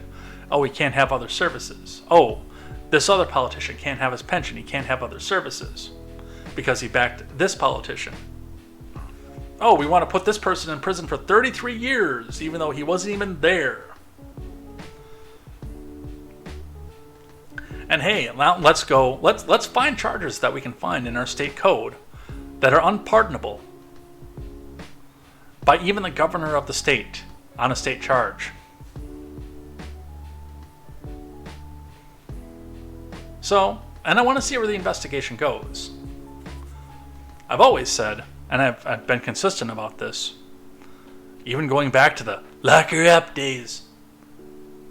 You find me a judge who is objective enough to take this case, especially based on who it was that appointed him, and that goes in either direction. A Bush appointee that would, as was said, lock her up, or an Obama appointee that would probably go ahead and acquit or dismiss on standing or something like that. And even if we were going to lock her up in the middle of a campaign, as they said, it would be in everybody's best interest for that person to be, for her to be pardoned. The same thing with a Donald. Now, with an unpardonable state charge, this is a completely different situation, but on the federal charges, if Biden was smart, and I know, and I've said this from the beginning, Biden would go up 20 to 30 points in the polling if he did this. If he came out and got in the microphone and said, "Hey man, I can beat him on my own merits. I don't need to have any of these fancy felonies out there. I can do it on my own, man. I hereby set a pardon." He would go up 30 points in the polls next day. I promise you, because that would show strength in his campaign.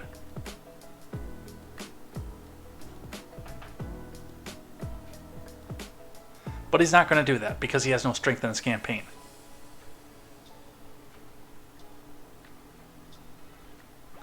A little bit more on this one because of the actions that are unprecedented to do this. From Newsweek, Georgia Republicans take emergency action on Trump indictment. From Catherine Fung. Georgia Republicans are calling for an emergency legislative session to review the latest indictment against the former president. State Senator Colton Moore asked Governor Brian Kemp on Thursday to call for a special session, urging him to bring Georgia legislators back to the state capitol to investigate the Trump charges brought on by Fulton County DA Fani Willis. Both Moore and Kemp are Republicans. Willis is a Democrat. That is going to be a little bit difficult to push over the edge too, because this is going to reek of partisanship because of who's bringing it. Who is my favorite candidate? Boy, is that a loaded fucking question. I'm generally anti-government, and the last time somebody asked me who was going to win the upcoming election, I said, I don't know who's going to win, but I know who's going to lose, and it's going to be the American people.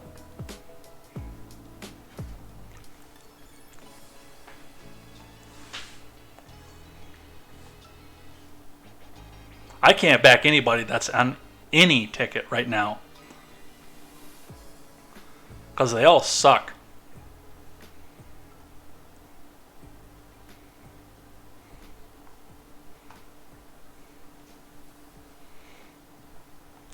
Citing the state constitution, Moore told Kemp that an emergency exists in the affairs of the state, requiring a special session to be convened under Article 4, Section 3, Paragraph 7, subsection B, for all purposes to include without limitation the review and response to the actions of Fani Willis. As a Georgia state senator, I'm officially calling for an emergency session to review the actions of Fani Willis, Moore said in a post on X, formerly Twitter, announcing his request. America is under attack. I'm not going to sit back and watch as radical left prosecutors politically target political opponents. Trump and his 18 co-defendants were indicted by a grand jury in Fulton County, Georgia. We know what happened there. We've seen all that. But in it, a part of this too, where I would say that this is probably appropriate, comes and stems from the fact that, there are people like Willis, which, if I remember my timeline correctly, Willis was already in office. And I don't know if she's run for re-election since, the former president left office. But I know, what's the prosecutor's name in New York? I can never remember. I can see her face. I can't think of her name right now. But she literally ran on the fact that I'm going to get the Orange Man. And Alvin Bragg literally ran on I'm going to get the Orange Man.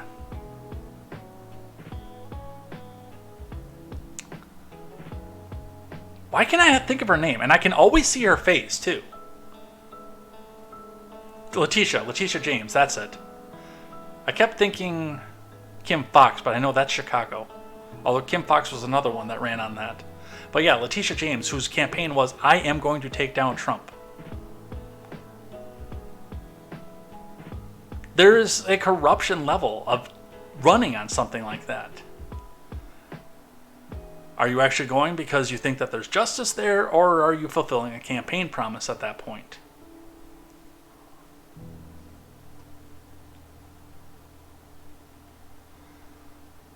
But that's what's coming out of Georgia.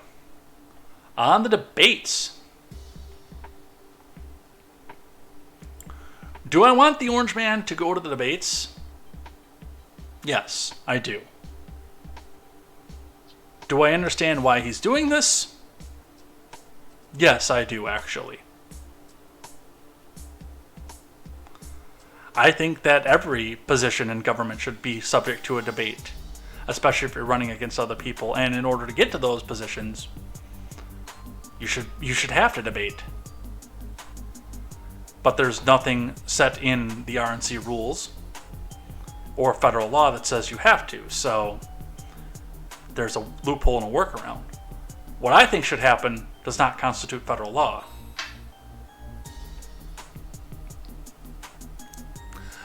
Trump decides to snub the first GOP debate in favor of an interview with Tucker Carlson, which, by the way, means that nobody's watching the debate. I might, because it's in my state. But realistically, yeah, nobody's watching this debate anymore. Let's read from NBC News. Garrett Hockey, Jake Traylor, Alan Smith, and Zoe Richards reporting. Former President Trump has made up his mind not to attend the first GOP debate next week, according to two sources familiar with his thinking and seeking a sit-down interview with former Fox News host Tucker Carlson as a means of counter-programming the event. A source close to the Carlson says the host is currently en route to Europe, where he has interviews and events lined up all next week. The source says Carlson is always in discussions with all the candidates, and nothing is firmly set up with Trump and Carlson. Asked about the former president's plans for next week, a Trump campaign spokesperson told NBC News, "We haven't confirmed anything on our end." Carlson did not immediately respond to a request for comment.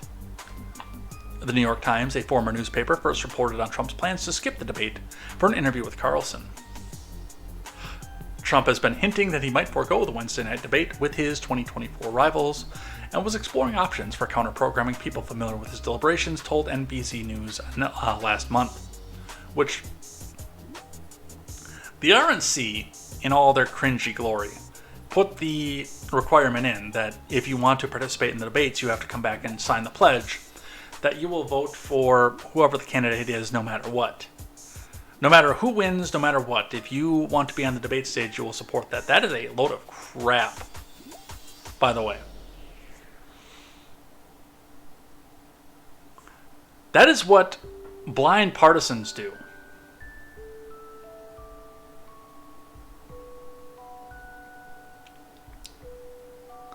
If somebody comes in and digs up all the dirty laundry, treats you like garbage, and somehow Honk Honk still gets nominated to the position, you should be under no duress to support that person. Absolutely. And by the way, that should go for DeSantis and Christie and Haley, Lady Bush, and Arkansas Bush, and I want to sell a whole bunch of books. If they feel they got snubbed by the Orange Man, they shouldn't have to support him.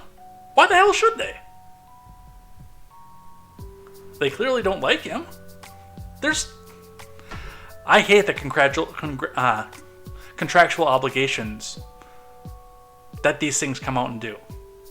Vote your conscience, not what your contract tells you to. But I mean, that was a big reason why he decided to snub that, because he won't sign the pledge. And also, he's like 40 points ahead of everybody else. So.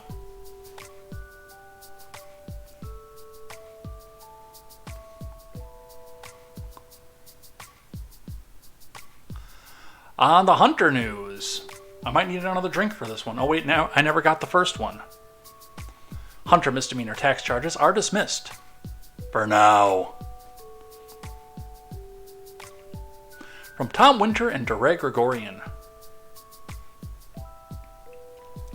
A federal judge in Delaware formally dismissed misdemeanor tax charges against Hunter Biden on Thursday, but the president's son is expected to face the same charges or new ones in the near future. The decision by Mary Ellen Noriega had been expected following the failed plea agreement last month between federal prosecutors and President Biden's son. Special counsel Weiss's office moved to dismiss the charges last week, citing venue problems that would not have been an issue had Biden pleaded guilty as initially expected. Well, that and the fact that this takes double jeopardy off the table, too. Biden had agreed to this year to a plea deal to plead guilty to the misdemeanor charges related to his failures to pay income taxes in return for prosecutors recommending a sentence of probation, but the agreement fell apart over the confusion at the plea hearing about separate gun charge and questions the judge had about the deals. I still think it's hilarious. Clint of Liberty Lockdown podcast had pointed out that somehow, some way, Hunter Biden is more of a libertarian than anybody in the LP that's ever run for president. Think about it. He's refused to pay taxes. He broke a law to buy a gun and kept a gun. And thumbed his nose at the DEA and the Drug Enforcement Agency. Dude is more libertarian than Jorgensen was, on paper. There were a lot of LP people who were not happy about that either when that got pointed out. Because when Clint put it out, he put a tweet and then he did a thread underneath it. So I just saw the initial tweet and I'm like, okay, you've got my attention. Kind of want to see where this goes.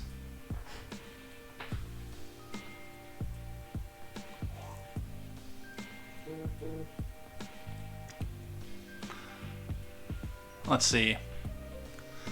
As the U.S. Attorney for Delaware, Weiss has the main prosecutor at the time. He has since been named a special counsel. After the hearing, the parties continued to negotiate but reached an impasse. A trial, therefore, is in order, a prosecutor said last week. They indicated that they would most likely charge Biden in California or D.C. Gee, I wonder why they wanted to be able to judge shop, and why Weiss, now having special counsel ability, can charge him literally anywhere and choose which court he sits in front of. The government, in the exercise of its prosecutorial discretion, is considering what tax charges to bring in another district and may elect to bring the same charges set forth in the instant information or different ones, the filing said. Well, again, with the dismissal, the double jeopardy is taken off the table, so I wanted to just weigh in a bit on what the Daily Wire had to say. We're not going to spend a lot of time on this one, but we're going to touch base with this one and see what happens there.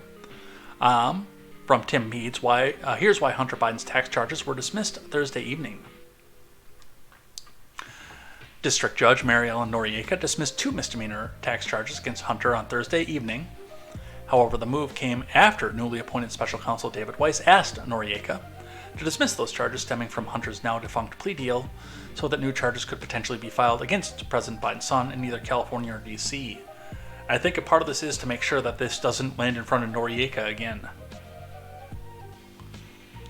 In late July, Hunter's plea deal over alleged tax crimes and other illegal behavior completely fell apart after Noriega inquired about how much immunity the deal would effectively grant to Hunter. The proposed deal would have involved Hunter pleading guilty to the now dismissed tax misdemeanors and admitting the facts of a gun charge if approved. The deal would likely have meant no jail time for the president's son, which, and again, going on the same arguments that they bring forward about the Orange Man, could Hunter even actually go to jail? He's a sitting president's son, so for, what was it, up to 6 months after his dad leaves the presidency? he's required to have a Secret Service detail.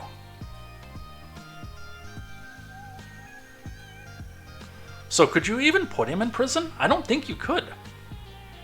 And again, under the same arguments that they're bringing forward about why they say they can't put the Orange Man in prison. They could give him house arrest in Delaware and Rehoboth Beach, but I don't think they could put him into prison with a Secret Service detail.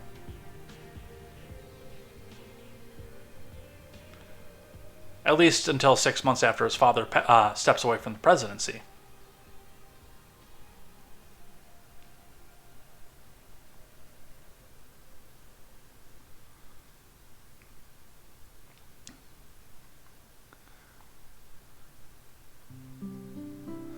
Alright, where did I lay off?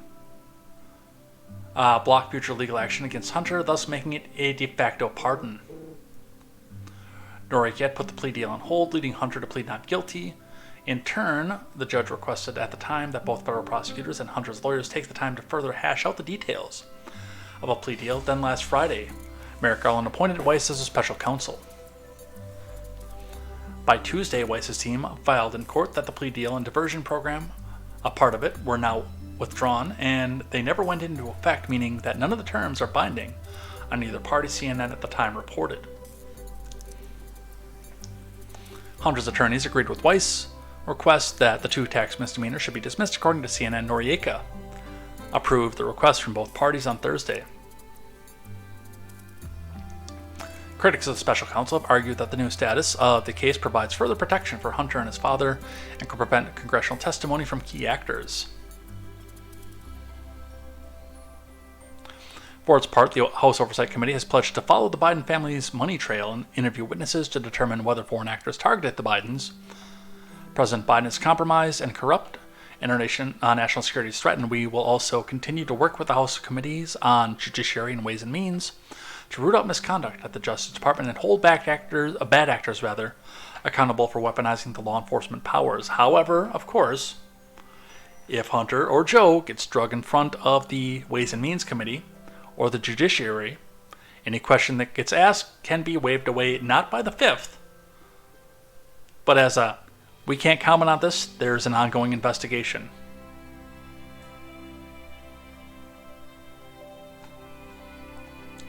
So that's what we see for that. What are we at? 153? Let's do this one on Florida and China, and then we'll head out of here for the night.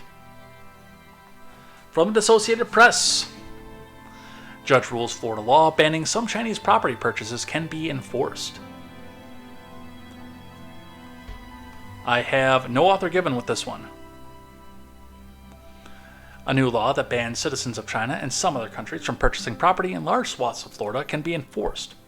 While being challenged in court, a federal judge ruled on Thursday. Judge Alan Windsor denied the ACLU's request to block the state law as it seeks to overturn it. The group is representing Chinese citizens living in Florida. The law applies to properties within 10 miles of military installations and other critical infrastructure, and also affects citizens of Cuba, Venezuela, Syria, Iran, Russia, and North Korea. But Chinese citizens and those selling property to them face the harshest penalties. The prohibition also applies to agricultural land. I'll see, that I don't care for. I do think it's a good idea, especially coming from these countries, to kind of have a question of, hey, you're a citizen of this country who has expressed a very, very, very, very deep disdain for our country.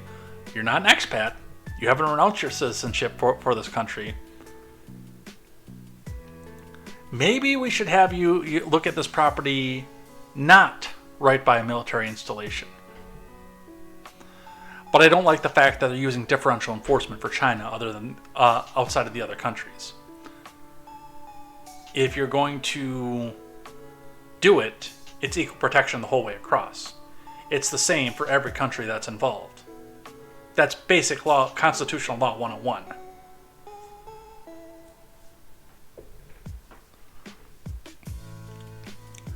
I understand that these are not citizens of our country, so constitutional law technically doesn't apply, but still, equal protection is equal protection.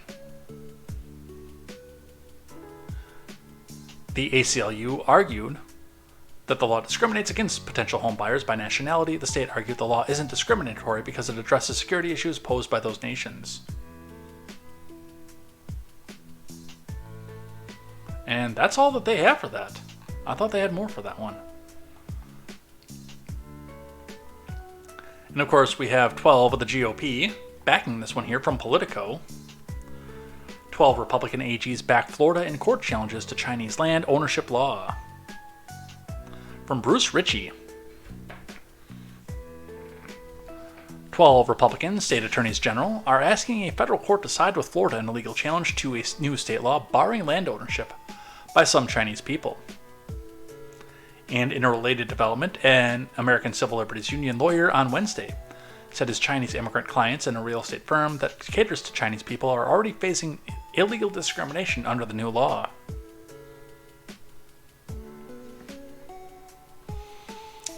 Florida's heading into a hearing on July 18th.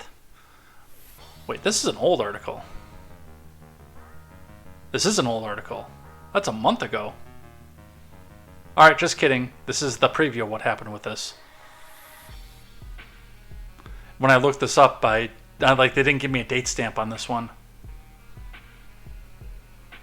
So this is before, and yes, now they have put the law into place, and the ACLU is trying to sue to stop it. Again, while I would rather the American citizens be protected and have the ability to have the quote American dream to homestead, and barring citizens from other countries from being able to come back in and develop like this would definitely bring land prices down. I am a free market person. I don't believe in blocking people with government intervention and things like that. However, because we have to have a government, because they have to have a military, I don't fucking know why, because they have to have their state secrets and things like that, because we have to have those things, these laws that they're doing make sense. They do. Because the government somehow can own land. I know, it's shocking. That's why you have national parks. And because they can have a military installation, they can do that kind of thing, then they can restrict who gets to buy their military installation. So, that's what they have for that. Alright. I'm going to call it at this point. We're at the almost exactly 2 hours mark. I saw my laundry soap behind me. I just realized that when I flipped the scene here. But I think we're going to just throw some outro music up and head out of here. Where's my outro music? Oh, that's right. I restarted my computer last night to try to figure out what was wrong with my microphone. Realizing, of course, at the last minute that it was a setting in my audio platform, not necessarily something that was going on there. But yeah, let's throw the outro music up. Let's go ahead and mute the regular music.